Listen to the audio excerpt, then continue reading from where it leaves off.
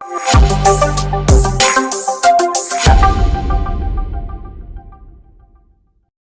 Mass മോട്ടോഴ്സിൽ നിന്നാണ് Honda deo വണ്ടി general service ആയിട്ട് കയറ്റിയതാണ്. അപ്പോൾ നമുക്ക് അതിനകത്ത് പറഞ്ഞേക്കുന്നത് ജനറൽ സർവീസ് ക്ലച്ച് സൈഡിൽ നിന്ന് ഒരു ഓയിൽ ലീക്ക് ഉണ്ടായിരുന്നു, പിന്നെ കീ സെറ്റ് ലൂസ് കോൺടാക്ട് കാണിക്കുന്നുണ്ട്. അപ്പോൾ അതിൻ്റെ എമൗണ്ട് പറഞ്ഞിട്ടുണ്ട്, എഞ്ചിൻ ഓയിൽ, അതൊക്കെയാണ് മെയിനായിട്ട് പറഞ്ഞിട്ടുണ്ട്. ഫ്രണ്ട് ബുഷ് സെറ്റ് കംപ്ലയിൻറ്റ് പറഞ്ഞിട്ടുണ്ട്.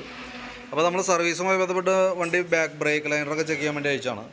ബ്രേക്ക് ലൈനർ നമ്മൾ ചെക്ക് ചെയ്യുമ്പോൾ കമ്പനി ലൈനർ കിടക്കണേ. അപ്പോൾ നമുക്ക് ഈ ഒരു സർവീസും കൂടി ക്ലീൻ ചെയ്ത് ഉപയോഗിക്കാം. അടുത്ത സർവീസിൽ മാറ്റേണ്ടി വരും കേട്ടോ. ബ്രേക്ക് ക്യാമൊക്കെ ഒന്ന് അഴിച്ച് ഗ്രീസ് ചെയ്തിടാം.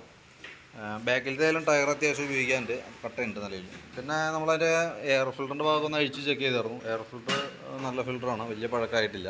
കമ്പനി ഫിൽറ്റർ തന്നെ കിടക്കണേ, ഹോണ്ടയുടെ ഒറിജിനൽ ഫിൽറ്റർ തന്നെയാണ്. നമ്മൾ ക്ലച്ചിൻ്റെ ഭാഗം അഴിച്ച് ചെക്ക് ചെയ്യുമ്പോൾ ക്ലച്ച് സൈഡിൽ നല്ല രീതിയിൽ ഓയിൽ ലീക്ക് ഉണ്ട്. അത് ഇവിടെ തന്നെ ഈ ക്രാങ്ക് ഷാഫ്റ്റിൻ്റെ സൈഡിൽ വരുന്ന ഓയിൽ സീൽ പോയേക്കണാണ്. ആ ഓയിൽ ചാടിയിട്ട് ഇതിൻ്റെ ഉള്ളിൽ കൂടെ മൊത്തം ഒഴിയാണ് ഈ കാണുന്നത് കേട്ടോ. അപ്പോൾ നമുക്കതൊന്ന് മാറ്റിയിടാം. ഈ ഓയിൽ സീൽ പോകുന്നതിൻ്റെ ഒരു റീസൺ എന്ന് പറഞ്ഞാൽ ഈ ക്രാങ്ക് ഷാഫ്റ്റിൻ്റെ ഈ വന്ന പീസുണ്ട്, ഈ ഷാഫ്റ്റിന് ചെറിയൊരു അലൈൻമെൻറ്റ് വേരിയേഷൻ വന്നിട്ടുണ്ട്. അപ്പോൾ ഒന്ന് അലൈൻ ചെയ്ത് കയറ്റിയിടാം. ക്രാങ്ക് ഔട്ട് ആവാന്നൊക്കെ പറയും, അതാണ് ശരിക്കും ആ ഓയിൽ സീൽ നിൽക്കാത്തതിൻ്റെ ഒരു കാരണം. നമുക്കൊന്നുകൂടി ഒന്ന് ക്ലീൻ ചെയ്ത് റീസെറ്റ് ചെയ്തിടാം. ഇപ്പോൾ തൽക്കാലം നമ്മൾ ഓയിൽ സീൽ മാറ്റി ക്ലീൻ ചെയ്ത് ഇടണം കേട്ടോ. പിന്നെ അതിൻ്റെ variator body, boss drive, roller, ആ യൂണിറ്റാണത്. നിലവിൽ വേറെ കുഴപ്പമൊന്നുമില്ല. ക്ലച്ച് യൂണിറ്റ് ഫുള്ളായിട്ട് നമ്മൾ പീസാക്കിയിട്ടുണ്ട്. പീസാക്കി ഗ്രീസ് ചെയ്ത് റീസെറ്റ് ചെയ്യുന്നുണ്ട് കേട്ടോ. കാരണം CVT ക്ലച്ച് ആയതുകൊണ്ട് തന്നെ നമ്മൾ മാനുവലായിട്ട് അഴിച്ച് ഗ്രീസ് ഇടണം. അപ്പോൾ അതിന് വേണ്ടിയിട്ട് അഴിച്ചാണ്. ചെറിയൊരു തുരുമ്പിൻ്റെ പ്രസൻസൊക്കെ ഉണ്ടായുള്ളൂ. പക്ഷേ എന്നാൽ പോലും നമ്മൾ സർവീസിനകത്ത് ഇതും കൂടി ഉള്ളതുകൊണ്ട് കൂട്ടത്തേക്ക് നമ്മളത് അഴിച്ച് ഫുള്ളായിട്ട് ക്ലീൻ ചെയ്യുന്നുണ്ട്. ഈ റബ്ബർ സെറ്റുകൾ ശരിക്കും ചതഞ്ഞ് പോയിട്ടുണ്ട്. ഓക്കെ, ഏകദേശം ഒരു 50 രൂപ താഴേക്കാണ് 3 വരുള്ളൂ. അതൊന്നും മാറ്റിയിടുന്നുണ്ട് കേട്ടോ.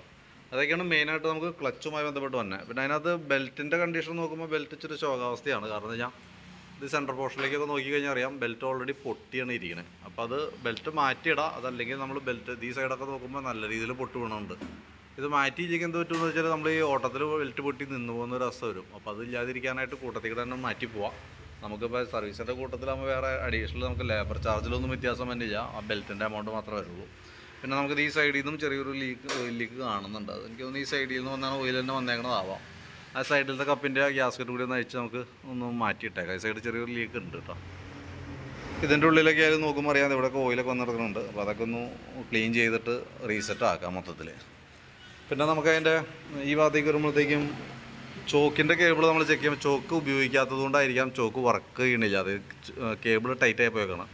അപ്പോൾ ഇത് എന്തെങ്കിലും ക്ലിയർ ചെയ്തിടണം. കാരണം വെച്ചാൽ എന്തെങ്കിലും ഒരു സ്റ്റാർട്ടിങ് സംബന്ധമായിട്ടൊരു പ്രോബ്ലം വന്നാൽ നമ്മൾ ഈ ചോക്ക് അപ്ലൈ ചെയ്തിട്ടാണ് വണ്ടി സ്റ്റാർട്ട് ചെയ്യാൻ. അതല്ലെങ്കിൽ തന്നെ രാവിലെ സ്റ്റാർട്ട് ചെയ്യുമ്പോൾ, അതല്ലെങ്കിൽ കൂടുതൽ നേരം വെച്ചിട്ട് വണ്ടി എടുക്കുന്ന സമയത്ത് ചോക്ക് വലിച്ചു വെച്ചിട്ട് വേണം സ്റ്റാർട്ട് ചെയ്യാനായിട്ട്. അതാണ് ശരിക്കും പറയുന്ന റൈറ്റ് മെത്തേഡ് അതാണ്. പക്ഷേ നമ്മളത് ആരും കോമൺ ആയിട്ട് യൂസ് ചെയ്യാറില്ല. അത് ചെയ്യുകയാണെങ്കിൽ ഈ പറഞ്ഞ രീതിയിലുള്ള കംപ്ലയിൻറ്റ്സോ കാര്യങ്ങളോ വരില്ല.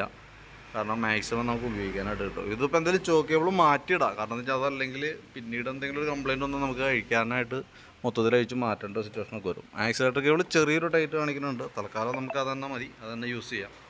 പിന്നെ ഫ്രണ്ട് സൈഡിലേക്ക് വരുമ്പോഴത്തേക്കും ഫ്രണ്ട് ബുഷുകൾ നമ്മൾ പ്രതീക്ഷിച്ച പോലെ തന്നെ ബുഷുകൾ കംപ്ലയിൻ്റ് ഉണ്ട്. ഈ സൈഡൊക്കെ പ്ലേ കാണിച്ചു തുടങ്ങിയിട്ടുണ്ട്. കുഷ്യൻ ബുഷ് ആയാലും നല്ല രീതിയിൽ തന്നെ ലൂസായിട്ടുണ്ട്. അപ്പോൾ അതൊന്ന് രണ്ടും ചേഞ്ച് ചെയ്തിടണമായിരിക്കും നല്ലത്. പിന്നെ ഫ്രണ്ട് ബ്രേക്ക് ലൈനറൊക്കെ അത്യാവശ്യം ക്ലീൻ ചെയ്ത് നമുക്ക് ഉപയോഗിക്കാനുണ്ട്. സ്പീഡോമീറ്റർ വർക്കിംഗ് അല്ല, അതായത് സൂചിയൊന്നും വർക്കിംഗ് അല്ല, സ്പീഡ് കാണിക്കുന്നില്ല. കിലോമീറ്റർ ഓൾറെഡി നമ്മുടെ കംപ്ലൈൻ്റ് ആണ്. അതായത് ഓഡോമീറ്റർ വർക്കിംഗ് അല്ല, ഇതിന് ഓൾറെഡി കംപ്ലൈൻ്റ് ആയിട്ടാണ് നിൽക്കുന്നത്. അപ്പോൾ നമുക്ക് വേണമെങ്കിൽ ആ കേബിൾ മാറ്റി ഈ ക്രൗണും പിനിയൻ സെറ്റ് മാറ്റിയിട്ട് കഴിഞ്ഞാൽ കിലോമീറ്റർ കൗണ്ട് ചെയ്തില്ലെങ്കിലും നമുക്ക് ആ സ്പീഡ് കാര്യങ്ങളൊക്കെ കറക്റ്റ് കാണിക്കും. അപ്പോൾ അത് വേണമെങ്കിൽ ഇത് പറയുകയാണെങ്കിൽ അതനുസരിച്ച് നമുക്ക് ഇടാം. ഞാൻ എസ്റ്റിമേറ്റിൽ അതിനകത്ത് ഉൾപ്പെടുത്തുന്നുണ്ട്.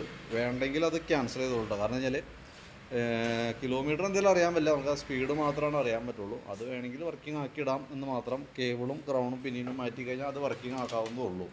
നോക്കിയിട്ട് പറഞ്ഞാൽ മതി. പിന്നെ അതേപോലെ തന്നെ സെക്കൻഡറി ഫിൽറ്ററൊക്കെ ഒന്ന് ചേഞ്ച് ചെയ്തിട്ടേക്കാം. പ്ലഗ്ഗൊക്കെ പുതിയ പ്ലഗ്ഗാണ്, ഒന്ന് ക്ലീൻ ചെയ്തിട്ടാൽ മതി. അതേപോലെ തന്നെ എഞ്ചിൻ ഓയിൽ ഒരു അല്പം കുറവുണ്ട്. നമുക്ക് ആ സൈഡ് ഓയിൽ ലീക്ക് ഉള്ളത് കൊണ്ട് തന്നെയാണ്, വേറെ പ്രശ്നമൊന്നും കാണുന്നില്ല. അപ്പോൾ നമുക്ക് ഓയിലും കൂട്ടത്തേക്കൂടെ മാറ്റിയിടാം. അപ്പോൾ ഇത്രയും കേസ് ചെയ്യുമ്പോൾ ഏകദേശം എത്ര വരുമെന്ന് നോക്കിയിട്ട് അതിൻ്റെ ഒരു എസ്റ്റിമേറ്റ്, ആ ബെൽറ്റ് അടക്കം ഉൾപ്പെടുത്തിയുള്ളൊരു എസ്റ്റിമേറ്റ് ഞാൻ നോക്കിയിട്ട് പറയാം.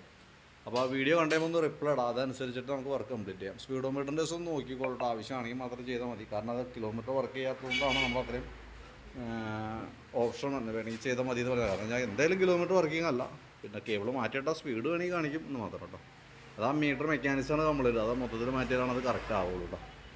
അപ്പോൾ കേബിൾ ഉൾപ്പെടുത്തിയുള്ള എസ്റ്റിമേറ്റ് പറയാം. മീറ്ററൊന്നുമില്ല, കേബിൾ മാത്രം ഉൾപ്പെടുത്തിയ എസ്റ്റിമേറ്റ് പറയാം. നോക്കിയിട്ടൊന്ന് റിപ്ലൈ ഇട്ടാൽ മതി. അതനുസരിച്ച് നമുക്ക് വർക്ക് കംപ്ലീറ്റ് ചെയ്യാം.